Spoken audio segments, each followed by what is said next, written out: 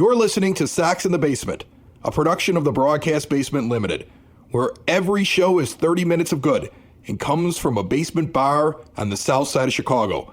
Pull up a stool, pour a cold one, and join us right now for Sox in the Basement.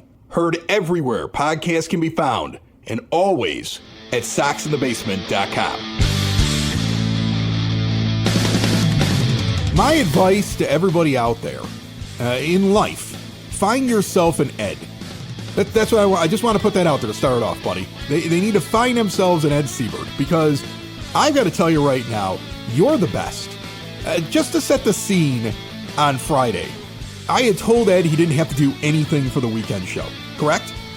Correct. Yeah, you said take the day off, you've earned it. Or take the day off because the fans are done with you, kind of a thing. Take the day off. I've got a half hour James Fox leading into the draft. And I take all the audio and I basically put it into like a Google Drive, and I go, I'll edit this from the lake while the sun is up and the kids are swimming. I'll just sit there on the patio and I'll edit while they frolic. Like, it's going to be a nice relaxing weekend. And I get up there and all the audio files are corrupted and I don't have a show. And I'm so disgusted that I text Ed, it has been the worst last 6 months or so. Everything that could go wrong has gone wrong. I mean, I tore my calf muscle. I stepped on a glass and ended up with 10 stitches in my foot. The stitches are out today. The doctor said everything is healing better than expected. So I can be a foot model still, supposedly. The Chris Lanuti OnlyFans is up, by the way, folks. If you're in the feet, my OnlyFans still has a chance. I don't know, 2025 has just been like this roller coaster. There's been really good stuff. There's been really crazy stuff. There's been really bad stuff. But the calming thing throughout all of it is the guy who texted me back after I said, you know what, for the first time in 800 episodes, no show this weekend. F it. And Ed comes back with, I'll do a show. Like, I love you, buddy. I want to start off the show and say, he doesn't get paid for this. He comes in and he does it out of the goodness of his heart. He supports his friend who's got this small business that he's been growing for the last 8 years. When I go through my divorce, he's there constantly with advice. He's helping me right now with the sale of a home. He's there all the time in life. Find yourself an Ed. I just wanted to start off the show and say thank you. Oh, you're more than welcome. Actually, I was happy to do the show on my own. I finally got to say stuff. Yeah? How was that? Was that exciting? No, I put my dad to sleep, according to him. Now, he did give the disclaimer. He's almost 80 years old, so, he gets tired, but... He's like, I tried to listen to you and I fell asleep? He actually said that to you? Yeah, he told me he fell asleep about halfway through the show. That's incredible. That's amazing. I don't think he made it to the Sox Nerd, so... James Fox is still on this show because over 20 minutes of the episode talks about the future of the White Sox.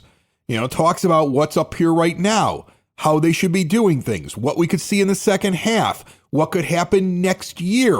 So I'm going to start this interview off for all of you. The first couple minutes, listen to him talk about the draft. I took most of the draft stuff out because it's already happened. But when you look what the White Sox did in the draft over this weekend, the first name he throws out there is the guy they end up drafting.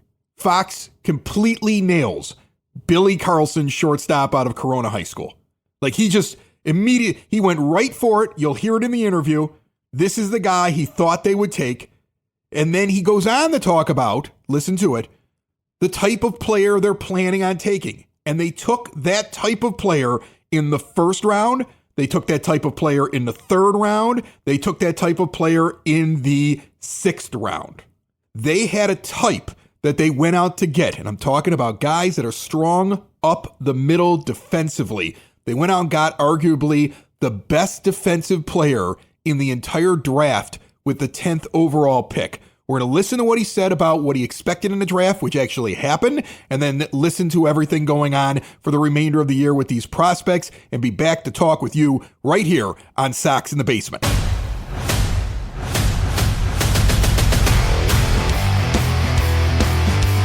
Joining me on the phone line right now, it's been a while since I've talked to him on the show, but he has been on this show a lot lately.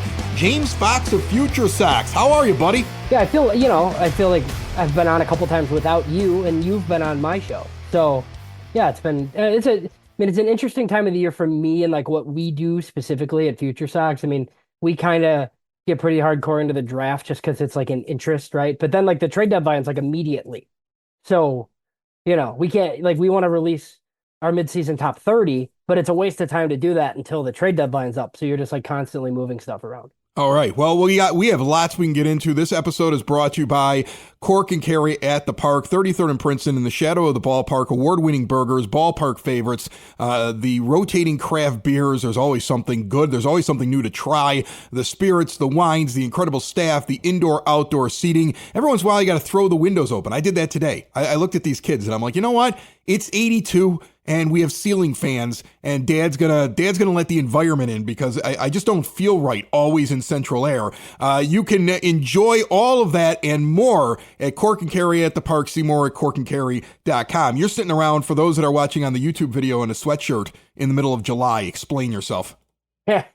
So I was doing weeds, and it kind of sucked, full disclosure. And I walked in, and my wife's like, "You're recording?" And I said, "Yeah." She's like, "Yeah, you can't wear that shirt." So I basically put on this sweatshirt that I don't really care about because I'm going to have to shower as soon as I'm done talking to you. Okay. All right. Well, we'll dive into it because I don't want you to sweat yourself and to death. My air conditioning's on. So okay. Well, then I'm not going to worry about you at all. What are they looking for, and is what they're looking for actually out there at 10? Right. So I like kind of what I've heard. Like Chris Getz keeps talking about taking up the middle players, which is, my favorite thing in the whole world. You've heard me say it on the show, like draft up the middle guys. And he keeps saying it. And last year they were talking about hitters a lot too, and then they took Higgins Smith. So look, they're pretty hitter focused. I'll be pretty surprised if it's not a bat. I'll be pretty surprised if it's not a high school bat. But I said the same thing last year on your show and everybody else's show, and they took Higgins Smith. So I just like, this is the place where they have to get bats because they're not going to get them on the trade market. There's something to be said for, if there were like a ton of college bats, right? Do you take one that fits in closer to your like young core here? Sure. But you can't create a player that doesn't exist. And I just don't think the college bat class is that good. My guess is prep shortstop at 10. I think they're going to be pretty prep heavy. There's a lot of stuff going on in college baseball right now with name, image, and likeness where college guys are staying in school because they can switch schools. And these college coaches, all they care about is winning. They don't care that much about development. So if you're a senior in high school, there's not a ton of playing time for you as a freshman unless you're like one of the best guys ever. So you might be more likely to take the money and go pro now. There's all sorts of weird stuff like that. So I do expect the White Sox to be pretty high school heavy. Now that doesn't help them, in the immediacy though, as far as like which guys are going to come up here and join like the rest of this core. Yeah, that's great if I'm not concerned about them winning until 2030. Like that's what I'm worried about with you saying high school prep heavy, especially with hitters. So then we be talking, this draft is really about the deep future and not about the immediate future. Yeah, and I think like, the trade deadline targets could be a couple of guys. And look, they're not getting a ton, right? They don't have a ton to trade. But that could be more guys for the immediate. And, I know your listeners are going to like scowl when they hear this, but like they're going to have to spend some money, man. They do. Like, they do. You and I have said it over and do. over. Like, look, they're not going to spend on Manny Machado, right? That's like not a thing like that. But their payroll is like $20 million next year. They're going to have to spend some money on guys to supplement around some of the guys that we're going to talk about here in a little bit. I do think, it's weird picking at 10, right? Because there could be somebody who you think is long gone that's on the board and then they automatically take him, right? But some of the names we've heard, there's a high school shortstop, Billy Carlson, out of Corona, California. He's a awesome defender, 70 grade shortstop. There are some swing issues, but teams don't really seem concerned. He's like one of these guys that's skinny that hasn't like added weight, but there's like superstar potential there, like in a team, like if a team can, get him corrected, and it's awesome defense. There's some college names, Gavin Keelan of Tennessee, Merrick Houston of Wake Forest. They're both shortstops. If it's not a shortstop, Chris, like I'm going to be pretty surprised unless a pitcher falls. All right. For those of you looking for exterior windows, doors, patio doors, or storm doors, look no further than Window and Door Superstore of Oak Forest. No high-pressure sales. They're not in your kitchen. They're not in your living room with their feet up on the couch with some dingy example window. Instead, you come in and see them in their big, beautiful showroom. See everything right there, from the little add-ons to the big deal that you came in for, with an owner in showroom and on site. all window and door superstore installers. They don't farm out the work. They've been doing it that way in Oak Forest since 1985. All major brands, custom made, no stock items for a perfect fit. Half block east of 159th and Ridgeland at 6280 159th Street. Window and door superstore of Oak Forest. See more at windowdooroakforest.com. All right, so let's talk about the guys that are here, because this is kind of fun to talk with you from FutureSox. I mean, I got James Fox from FutureSox here. We're always talking prospects when we have you on, but you know these guys, and now they've made it up to the majors. And you've got a Mydroth up here now. Montgomery shows up in the last week or so. Perfect time to debut him in Colorado against the worst team in baseball. And he does well. He goes 5 for 10. I don't know how that's going to shake out, though, because they just looked for this little window when he was starting to hit well, and they brought him up. So that makes me a little bit nervous. But you're going to run with him. You're going to run with Mydroth. You've got those two catchers up here in Caro and Teal. I think those four guys are very, very important. And then whether or not you believe in Miguel Vargas, whether or not you think you can get anything out of Lenin Sosa, even though his defense is terrible, maybe they're important as well when it comes to your positional players. And after that, maybe there's a couple of pitchers that you're paying attention to.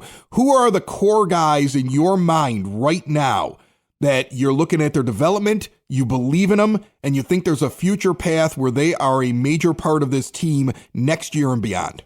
Yeah, I mean, guys that matter, right, is kind of the way that I look at it. Guys that matter. Like last year, that godforsaken team, there was just nobody that mattered on that team. Like it didn't matter, and you were going to get the 10th pick, right? This one, there's like all these guys, and you might get the first pick, which, great. So I think Colson Montgomery is important. Like, I don't know that this superstar that people thought was a top 10 prospect in baseball is in there. But one thing me and Ian have kind of talked about is like if he can play shortstop, right?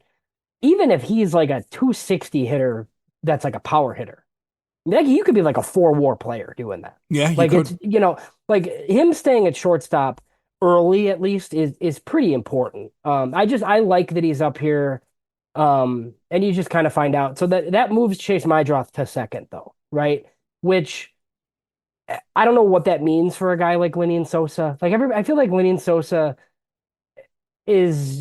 he's one of these guys that's interesting, right? Because he struggled at every level and then got good. And then he kind of did it, but he's still like a league average player. He's like a 97 WRC plus with no defensive skill. At best, he's probably a backup, right? Like, isn't he a guy that comes in and gives you subpar defense, but at least can keep the lineup together when somebody needs a day off? Like, that's the most I see him as. And he's out of options, right? And you don't want to play him at first because I think you'd like to see if Tim Elko is anything or use Vargas there so you can play somebody else at third. And they keep playing Josh Rojas. Like, I'm curious to see, like, after this deadline, and I know we're going to get into that, like, even if you can't trade these guys, like, how many of these veterans are you going to discard just so you can kind of have, like, parts of your future lineup on the field every day? Yeah, like, right? Maybe play your catchers, both of them, every day or close to every day because they're important, right? I mean, like, these two guys, Teal and Caro, are really important, and they're playing every other day, flip-flopping with each other so you can get some of these other guys in and showcase them maybe for a trade. I hope that's the only reason.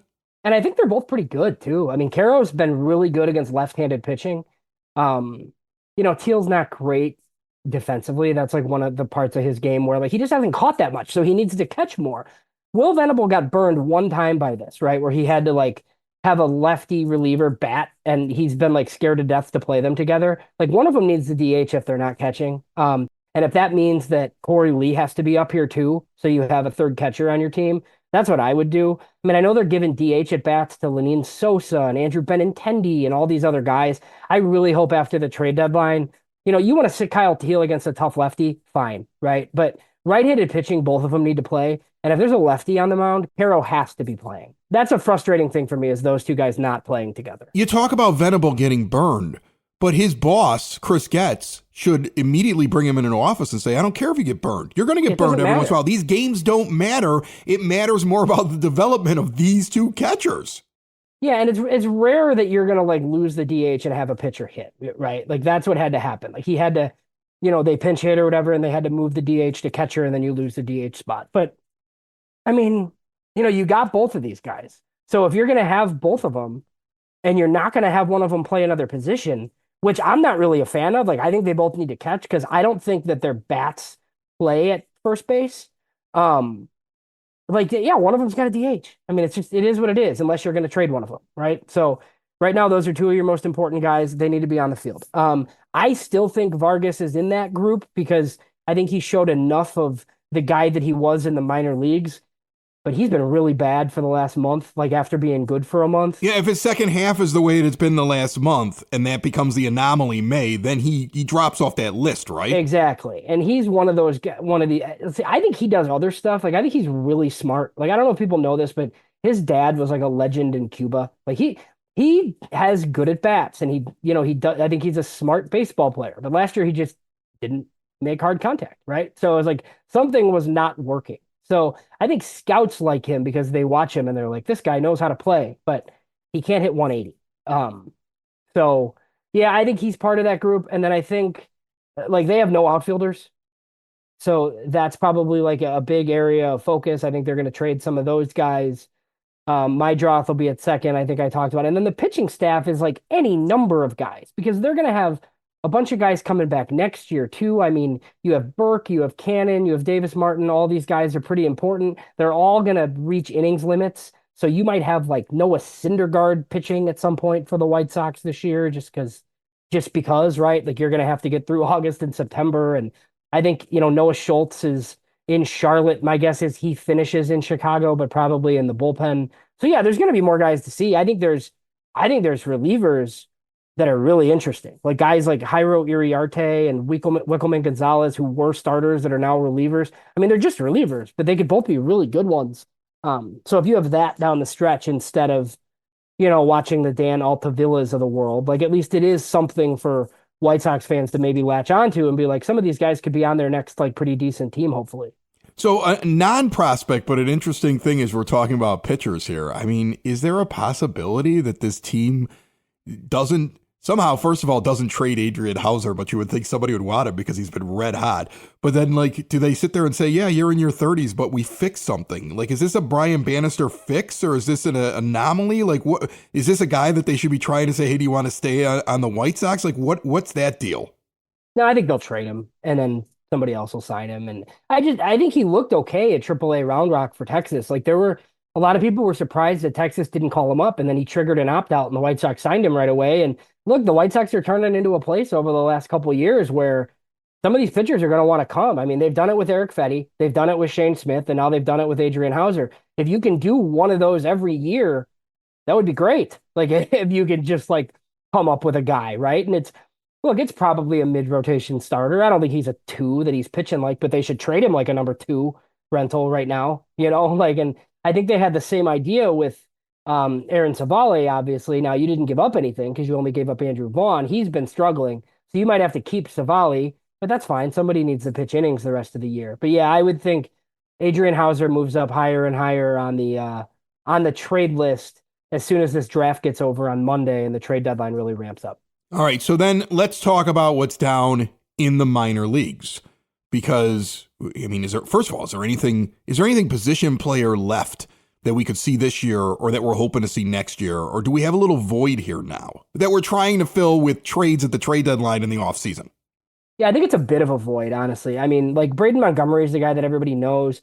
He's been up and down at high A. I do ultimately think he's like a first division regular in right field. Like I think he's going to be pretty good, but it's probably like mid 2026, like next year at the earliest for him is my guess. And he's like the next really exciting guy. There's a guy, Sam Antonacci, who they took in the fifth round last year. He's another like Mydroth type, but all this kid does is hit.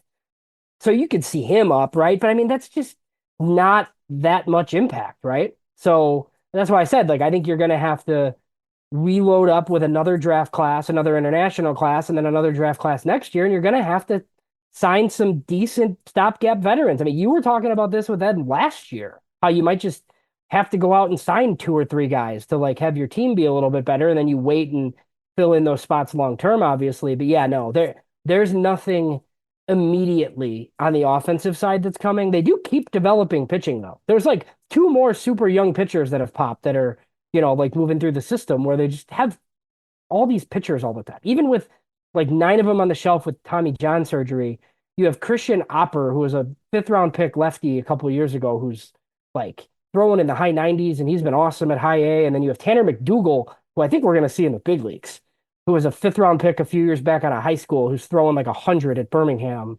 I think if we see him in Chicago pretty soon, it wouldn't be that much of a surprise. Yeah, you talk about the pitching, and that's what makes me wonder if looking at what I mean, like, let's put all together what you've said so far in this episode. First of all, they only got about $20 million on the payroll next year. They've got a little core now, finally, for the first time. There's still an awful lot of holes out there on the field. But you could make the argument that you just want to add some power in the corner outfield positions, maybe one or two, depending on what happens with Vargas in the corner infield positions, and you're going to have a little bit of money to spend. But why would you spend that money if you didn't have a pitching staff? But will they have a pitching staff? Another year under the belt of some of the guys that are up here that are young, and then you still have a Hagen Smith and a Noah Schultz and some of these other names that you've mentioned who could make it to the majors as early as next year. Does this team have in the works for next year a surprise? Like, they don't need to go overboard in payroll, but if they use the room that they're going to have and they have all this young talent, could they let the young talent go out there and handle basically the pitching? Maybe find that guy, that Hauser or that Fetty that sits in there as well, and then add a couple of bats around this core and be a very much improved team next year. I'm not saying playoffs. I'm just much improved. Could it be more exciting in 26?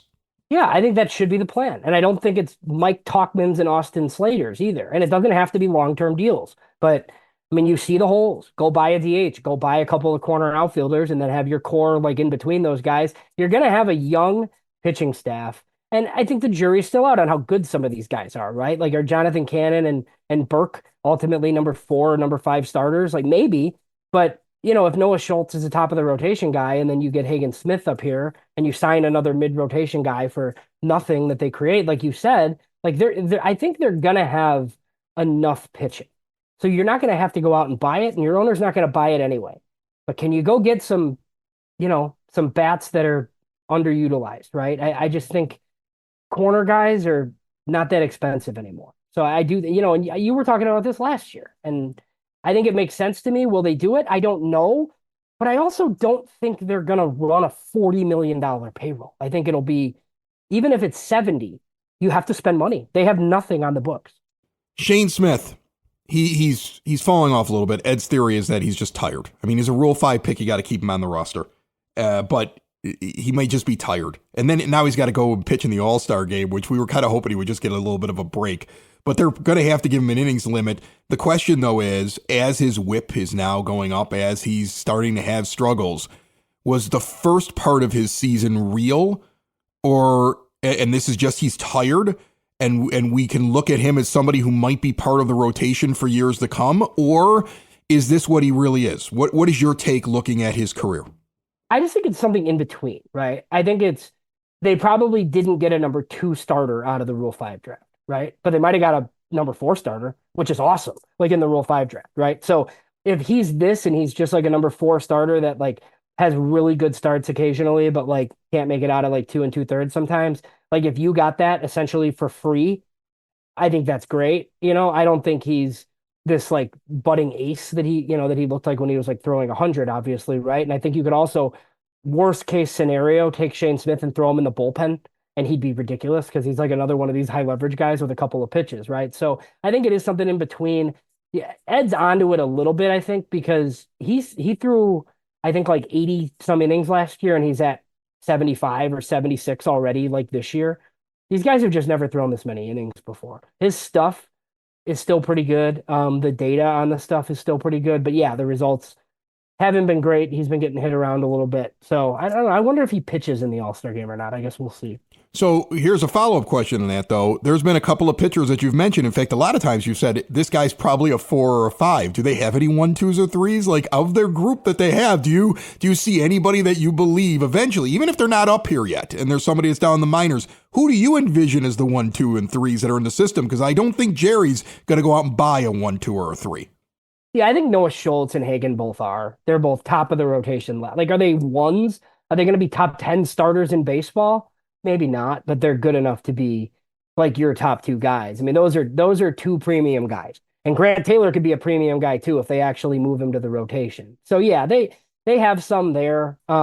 When are those guys getting here though? They seem to be slow playing them. Like we're not bringing them up until we're ready to go for a postseason. And it's like eventually, wouldn't you like to see them up here pitching?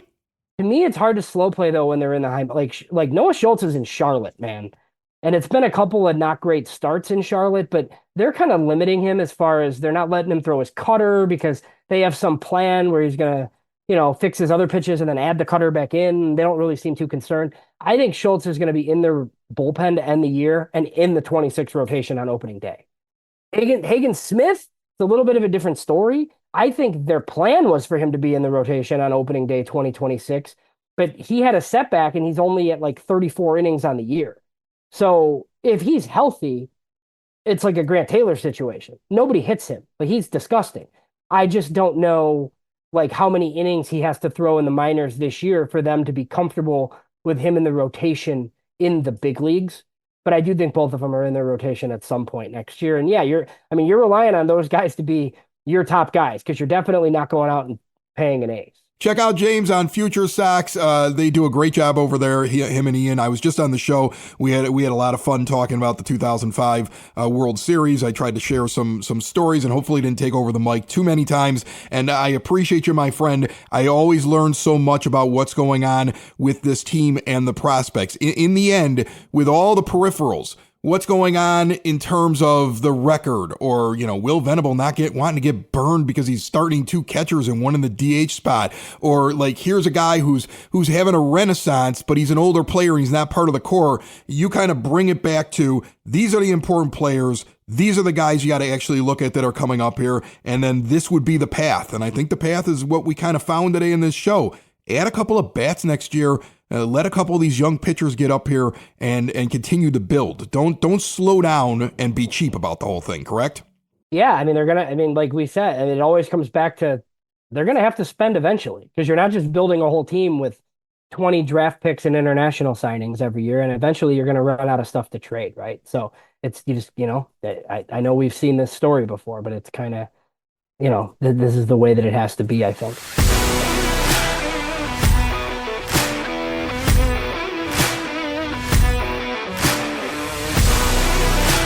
Sox in the Basement listeners trying to make the most of your money, give a call to Tom Walsh, your Edward Jones financial advisor. Located on the corner of 111th and Kedzie, but serving the Chicagoland area, Tom has a get-to-know-you approach and a do-the-right-thing attitude. He's been doing this for decades. It's all about knowing your options when you're investing and planning for your retirement. No matter what stage you are at, it costs nothing to check in with Tom. Give Tom Walsh, your Edward Jones financial advisor, a call today, 773-779-0023. Edward Jones, member SIPC. So what do you think, Ed? I want to give you an opportunity. You sat through this entire show that you're barely on after doing all the work on the last episode. What do you think about that idea? Not a lot on the payroll. Why not go out and get some bats? Let the young guys pitch. Noah Schultz could be here before the year is over in James Fox's estimation. Yeah, I don't know about Schultz getting here or not. I mean, there seems to be a push towards watching these young arms and making sure that they don't get overloaded and bringing him up at the end of the year. He might be here, but he might not do a whole lot. But I think they backed themselves into that corner, quite frankly. I don't think they have any other path forward. You're not going to be able to afford pitching on the open market. We've seen what happens when you bargain bin your pitching. You end up with Chris Flexen. You end up with, maybe you get lucky with an Adrian Hauser, but... Well, they got Fedde and they got Hauser. I mean, that's what Fox was talking about. If they can find a guy like Fedde or Hauser every year, then that's amazing. I don't know if they can do it. But that's one guy, right? So you get lucky with that one guy, but everybody else has got to be a pretty young player. You might get lucky with a couple of bullpen arms, but you're not going to build that pitching staff. So your only choice is to go out and try and get cheaper bats and continue to wait on guys to come up. The problem is that there's just not a whole lot. He talked about that void, and I think that void does get filled with trades here at the deadline. I mean, that's the key right now, right? I mean, that's all you can do. They are finding arms. Like he mentioned a few arms there that they are starting to find down there. They seem to be better at doing that than finding the next wave of hitters. The next wave of hitters is down there in single A. It's going to take a little bit of time to get here. So the trade deadline and what they can move and what they can move it for could fix the problem. It's probably the only way you fix the problem, especially after you just went after a prep shortstop, even though you got a couple of college guys after that. So maybe they get here sooner, even though the prep guy that was the 10th overall pick is really the star you're waiting for in a couple of years. But the only way they fill that void, that gap in what are the next prospects that we're going to be looking at coming up, is if they do it at the trade deadline. And then you got to add, you got to spend a little bit of money. You've only got about $20 million on the books next year.